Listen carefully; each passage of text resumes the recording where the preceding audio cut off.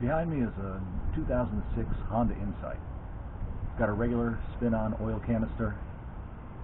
Got to get it up on the ramps in order to get access underneath. It has a cover panel though, blocking the access to the drain pan, the drain plug, and to the oil filter. So in addition to removing the canister, you first have to remove the plate that blocks your access to the canister. Aside from that, it's a pretty easy job.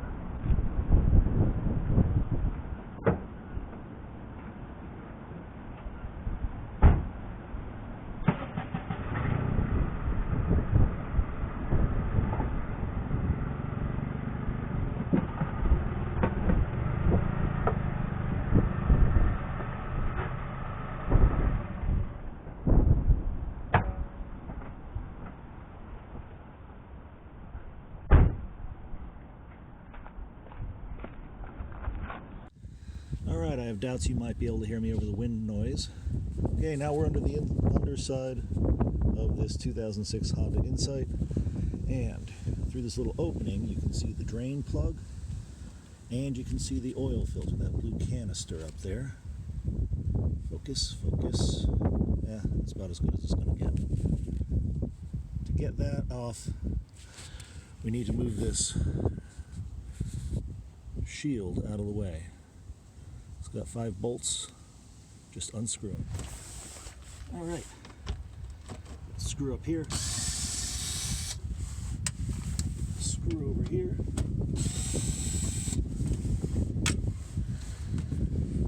2 more screws over here. Notice they're different lengths. Keep track of them.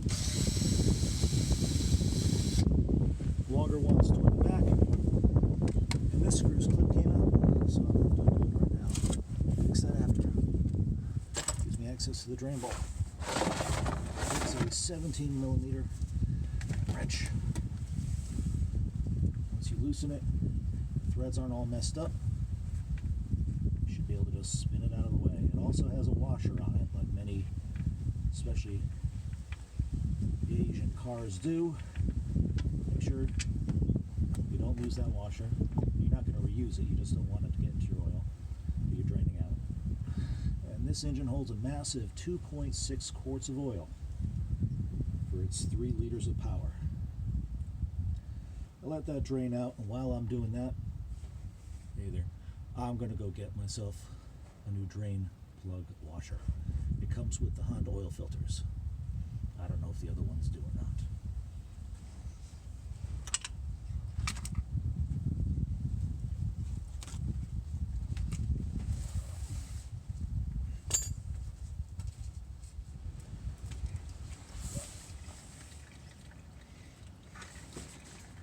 So now all the oil's drained out. Take off this old washer. Put on a new one. It crushes a bit when you tighten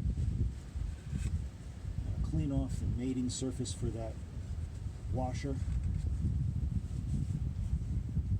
I could let this drain all day, but that's enough for now. Always thread it in by hand as far as you can. It should. If it's in good shape, thread all the way in until it starts tightening up against that washer. Then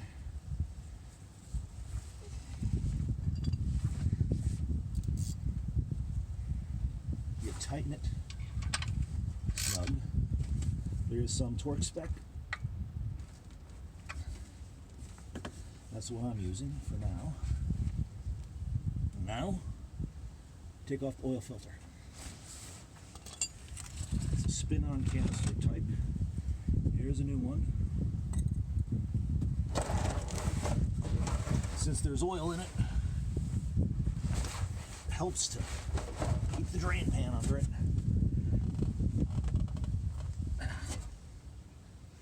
Well, this is going to be fun.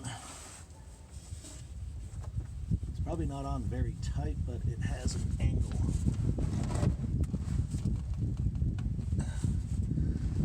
Sometimes the seal hardens. It makes it very tough to take off. In that case, an oil filter wrench is a good friend of yours.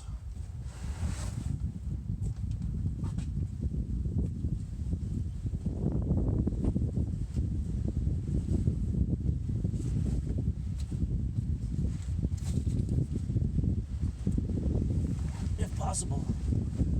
I like the band type. As you put pressure on it tightens by making this diameter smaller. Grabs onto the oil filter and spins it off. This is a tiny one though, and it doesn't reach. It doesn't tighten enough to grip the filter. It's like a little baby oil filter over here. I can take this shield off. In fact, I might do that, or let it drop down some. I think just letting it drop down some would be good.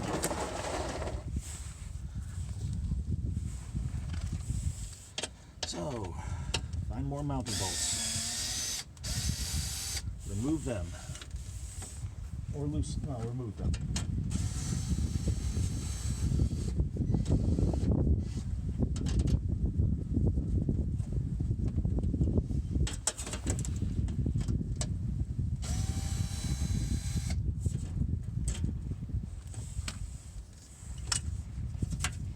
There we go. Now I really can't do anything more.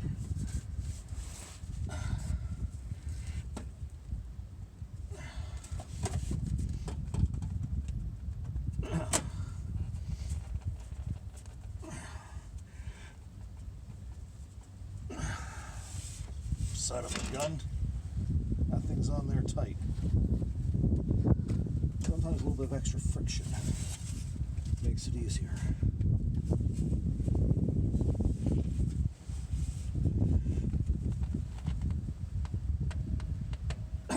Son of a gun. Nope. Okay. Tip number 2. It's a strap type oil filter wrench. As you tighten it, it starts wrapping tightly around the oil filter. This is going to go down to the smallest size oil filters. Helps to be able to get a wrench up there. I can't get a wrench up there. So, I'm going to have to use an open-end box wrench. Yeah, it's such a tiny little thing.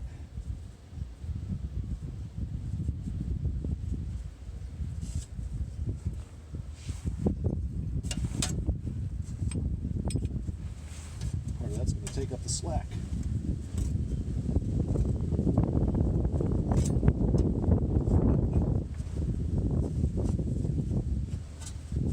The rest is just going to slip. What do? Well, we try increasing the friction on this thing. Sometimes rubber provides a better friction surface. Let's try that. Got my shop glove.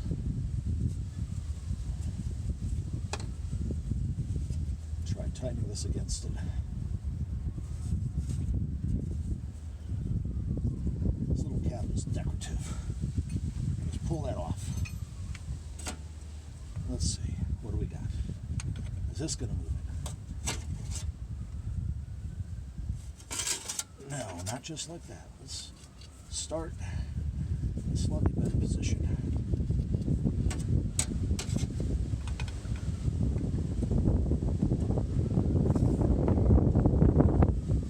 That's not going to get it to move, and amen.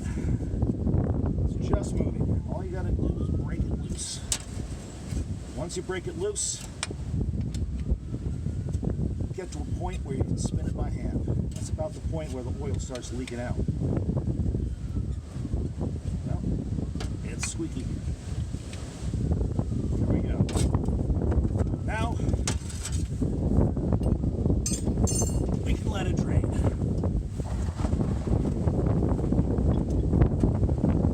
Dramatic wind, sirens, life in the city. Here's a fire somewhere. I got the filter loose. Amen. All right.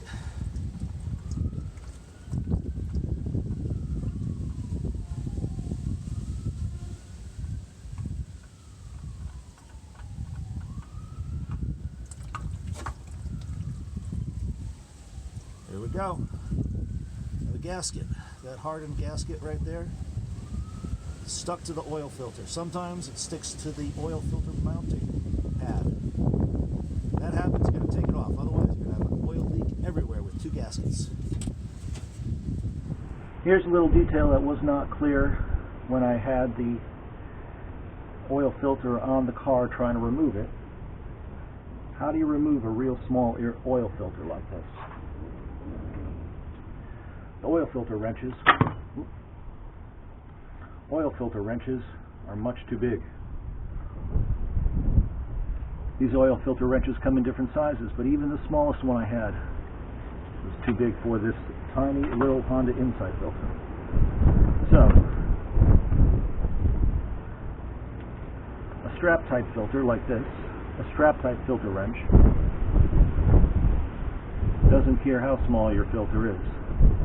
You wrap it tight in the direction you want to loosen it, which, looking at the bottom of it, is going to be counterclockwise. You can use a ratchet, or if confines are tight like they were under the Honda, you can use a wrench, and that will just put tension on it and twist it off. Might make a little dent in the side of your filter, which doesn't matter if you're throwing it away anyway. Before reinstalling the new filter, if it mounts upward like that, you can fill it as much as you can with oil to help prime the system. But in any case, this is going to mount sideways. If I filled it with oil, it'll all drain out. So instead of filling with oil, I put a little bit of oil there and wipe it around this seating ring. There we go. That is now ready to install. Lubricate that seating ring and get it started on the threads.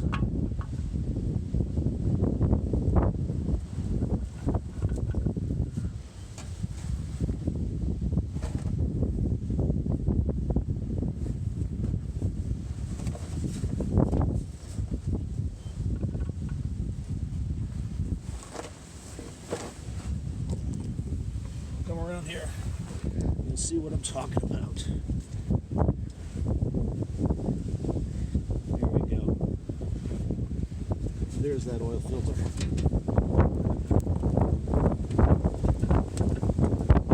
Excuse a tornado. Sandblasting my eyes and my face. Alright. It started to seat. Suppose there's a spec for tightening this. You don't want to tighten it with a tool. Tighten it till it's hand tight. There we go.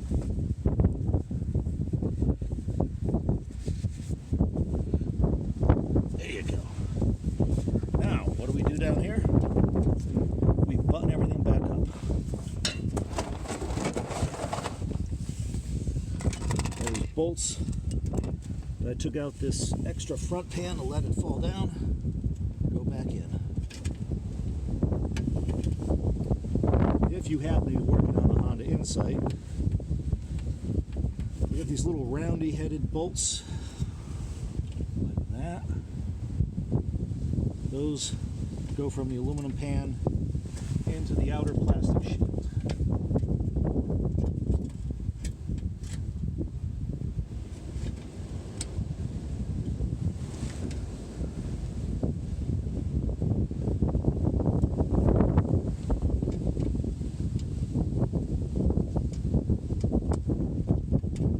Just screwing into plastic, so do not over tighten.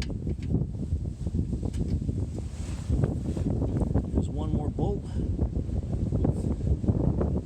with captive washer. Goes into the aluminum pan to the belly pan here.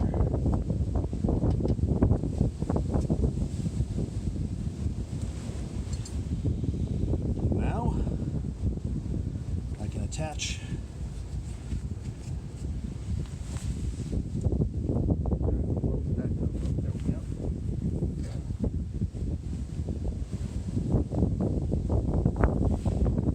this aluminum, this plastic shield attaches with the bolts and the clips with does, for heaven's sake, so much drama for a nice day. It attaches in a few places. One of those is pulled out from the plastic shield here to which it attaches. Oh well.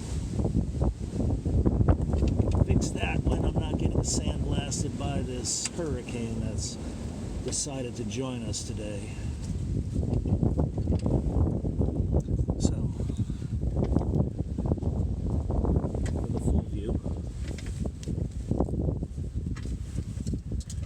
start these by hand. Always start them by hand.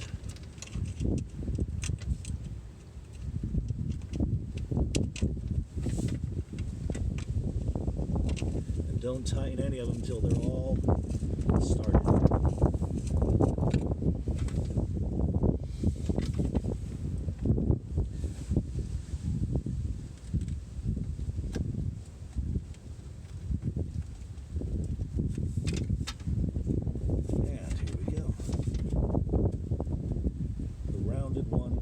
This aluminum plate here. Alright, let's say don't tighten them with power tools. That's good advice. But if you're using a little driver tool like this, crank the power all the way down.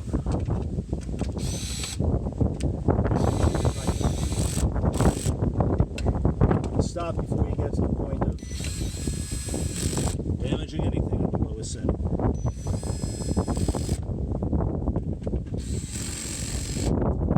You'll have to probably go back over and tighten by hand.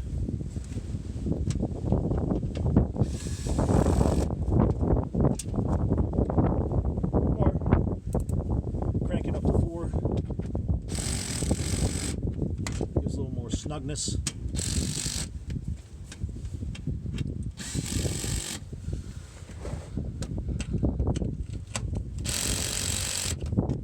Without breaking anything.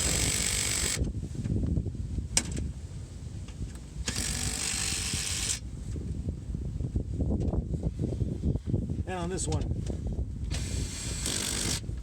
you can even give it a little twist by hand at the end. Do the final torque. I like these electric drivers. Make life so much simpler. Alright. And with that, we're done. Well, we're done down here at least. Alright, now we've drained the oil. Time to fill her back up. Every engine specifies what kind of oil it takes. This takes SAE 0W20. You want to get an oil that matches that. It seems obvious to people who have been doing this for a long time, but for people who are unfamiliar with working on their car, you don't necessarily know all these little details. So 0W20. Follow whatever the recommendations for your vehicle are, whether it's 5W30, 10W40, 15W40, whatever it might be. Make sure you're not going to get dirt or grime into the oiling system. Usually you have to use a funnel. Some cars, you're lucky, you don't have to. This one, you do. Another thing when you're using a funnel, may be obvious to some, but not to all. Make sure the inside of the funnel is clean. If it's been sitting in your garage, it can collect dust, dirt, spiders, none of which you want in your engine. So make a habit of wiping out whatever funnel you're going to use. Stick it in there and open your oil and gently pour it in. You don't want to pour it in so fast that it bubbles back up.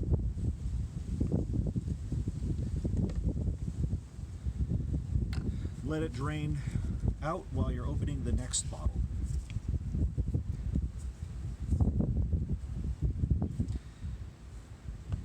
Some bottles will have a safety seal, a foil seal covering the opening. Others have a lock ring on the cap to tell you whether it's been opened or not.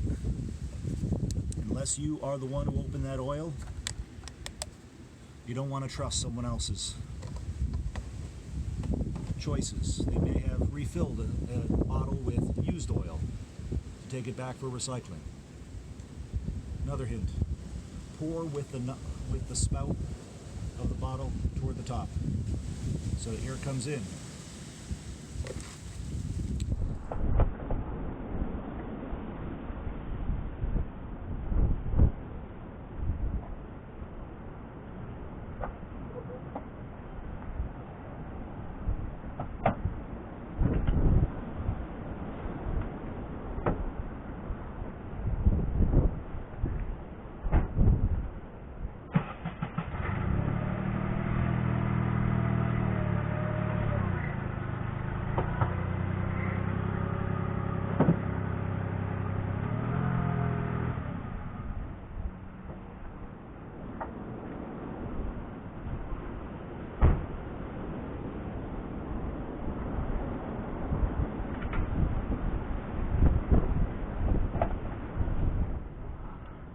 All right,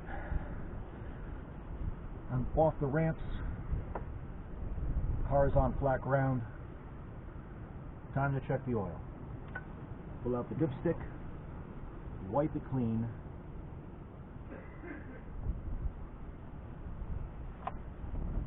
then dip it in again and pull it out. What you'll see is a fill mark.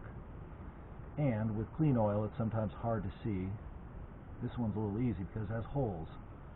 If that oil is filling the hole, like it is on the lower portion of the dipstick, it's not focusing, is it now? No, that's about as good as we're going to get. The oil's filling the lower hole. It's not on the higher hole. That higher hole is the fill line. Oil goes right up to it. If you have a doubt, check it again, and you can see the oil on the stick. I'm up to the fill line. That's good. Oil change on this 2006 Honda Insight is done.